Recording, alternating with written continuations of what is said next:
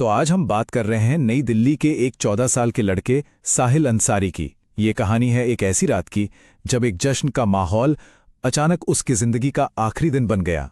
चलिए समझते हैं कि आखिर हुआ क्या था, कैसे खुशी का पल एक झटके में मातम में बदल गया। 11 ये नंबर इस पूरी कहानी के बिल्कुल केंद्र में है। और ये सिर्फ एक नंबर नहीं है, बिल्कुल नहीं। ये उस बोझ के बारे में बताता है जो एक बच्चा हर रोज अपने कंधों पर उठाए फिरता था। हाँ, 11 घंटे हर दिन। ये कोई शौक नहीं था, बल्कि एक मजबूरी थी, जिंदा रहने की जरूरत। सोचिए, अपने परिवार को चलाने के लिए उसे ये कीमत चुकानी पड़ रही थी। एक ऐसी जिम्मेदारी जिसने उसके बचपन को कहीं पीछे छोड़ दिया था। तो चलिए साहिल की जिंदगी को थोड़ा और करीब से देखते हैं और ये जानने की कोशिश करते हैं कि एक 14 साल के बच्चे के लिए दिन के 11 घंटे काम करने का असल मतलब क्या था। हुआ ये था कि कुछ महीने पहले ही साहिल के परिवार पर एक बहुत बड़ी मुसीबत आई थी। उसके पिता को पैरालिसिस का अटैक आया। उनका बायां हाथ काम करना बंद कर गया। जो घर के मेन कमाने वाले थे वो अब लाचार हो चुके थे और बस यहीं से साहिल को घर का सहारा बनने के लिए आगे आना पड़ा। और इस मजबूरी का असर सीधा साहिल के बचपन और उसकी पढ़ाई पर पड़ा। उसके पिता के इन शब्दों में जो दर्द और लाचारी है वो साफ महसूस की जा सकती है। तो सवाल ये है कि इतनी मेहनत के बाद उससे मिलता क्या था? सिर्फ 6,000 रुपये महीना। यही कीमत थी उस जिम्मेदारी की जिसे वो हर रोज उठा रहा था। जरा सोचिए, इतनी सी उम्र में एक लड़का अपने माँ बाप और 6 भाई बहनों के लिए, मतलब पूरे 9 लोगों के परिवार के लिए इतनी बड़ी जिम्मेदारी उठा रहा था। उसकी कमाई से ही उस पूरे परिवार का गुजारा चलता था। तो अब आते हैं उस रात पर। वो रात जब एक छोटी सी खुशी की तलाश में सब कुछ हमेशा के लिए बदल गया। काम से घर लौट रहा था साहिल और रास्ते में उसे एक बारात दिखी। अब एक बच्चे का मन जश्न और रोशनी देखकर रुक ही जाता है।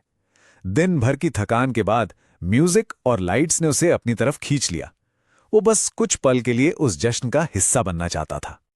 वहीं पर माहौल एकदम जश्न वाला था। मेहमान लोग हवा में नोट उड़ा रहे थे और ये देखकर साहिल और उसके दोस्त खुद को रोक नहीं पाए। वो भी जमीन से नोट उठाने के लिए दौड़ पड़े। लेकिन यहां पर किस्मत का खेल देखिए। जिन नोटों के लिए इतना सब कुछ हुआ, जिन नोटों को उठाने के लिए वो बच्चा दौड़ा, उसके परिवार का कहना है कि वो नोट असली थे ही नहीं, वो नकली थे। मतलब एक झूठी खुशी जिसका अंजाम बहुत बुरा होने वाला था। और बस यहीं से एक मासूम सी हरकत एक जानलेवा झगड़े में बदल जाती है। देखिए कि चीजें कितनी तेजी से बिगड़ी। पहले साहिल जमीन से नोट उठाता है, फिर बारात में से एक आदमी उसे पकड़ता है और थप्पड़ मार देता है। इस पर साहिल बस इतना पूछता है कि उसकी गलती क्या थी, और बस इस सवाल पे वो आदमी बंदूक निकालकर गोली चला देता है। साहिल के जीजा तबरेज आलम ने बताया कि उस आदमी को इतना गुस्सा आ गया कि एक लड़के ने उससे पलटकर सवाल कैसे कर लिया कि उसने सीधा बंदूक निकाली और उसके सिर में गोली मार दी। सोच सकते हैं, एक मामूली सवाल पर इतना बड़ा कदम। तो इसके बाद क्या हुआ, चलिए देखते हैं इस घटना के अंजाम को। साहिल को फौरन हेडगेवार अस्पताल ले जाया गया, लेकिन वहां पहुंचने पर उसे मृत घोषित कर दिया गया। उसकी जान नहीं बच पाई। पुलिस ने सोमवार को आरोपी को गिरफ्तार कर लिया। पता चला कि वो एक सीआईएसएफ ऑफिसर है और दूल्हे का चचेरा भाई है। इन्वेस्टिगेशन में पुलिस ने यह भी बताया कि उसे अपने गुस्से पर काबू रखने में काफी परेशानी होती थी। अब आते हैं इस कहानी के सबसे दिल दहलाने वाले पहलू पर। उस रात सिर्फ एक जान नहीं गई थी, उस परिवार के लिए क्या कुछ खत्म हो गया, ये समझना बहुत जरूरी है। साहिल की मां निशा का दर्द उनके शब्दों में साफ दिखता है। वो कहती हैं, उसकी गलती बस इतनी थी कि वो अपने परिवार की जिंदगी आसान बनाना चाहता था। वो तो बस उन नोटों और जश्न को देखकर वहां चला गया था। मतलब वो किसी गलत नीयत से वहां नहीं था। उनकी मां ये भी बताती हैं, वो हमसे कहता था कि वो बड़ा होकर हमें एक अच्छी जिंदगी देगा।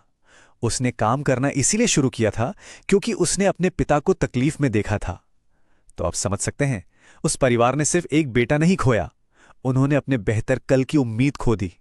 साहिल उनका सपना था और अब साहिल के पीछे रह गए हैं उसके माँ बाप, 3 भाई और 3 बहनें, एक पूरा परिवार जो अब उसके बिना आगे की लड़ाई लड़ रहा है। ये कहानी हमें एक बहुत जरूरी सवाल के सामने लाकर खड़ा कर देती है कि जश्न और मजबूरी की इस टक्कर में एक जिंदगी की कीमत आखिर है क्या। क्या एक पल का गुस्सा एक जीते जागते इंसान की जिंदगी से बड़ा हो सकता है?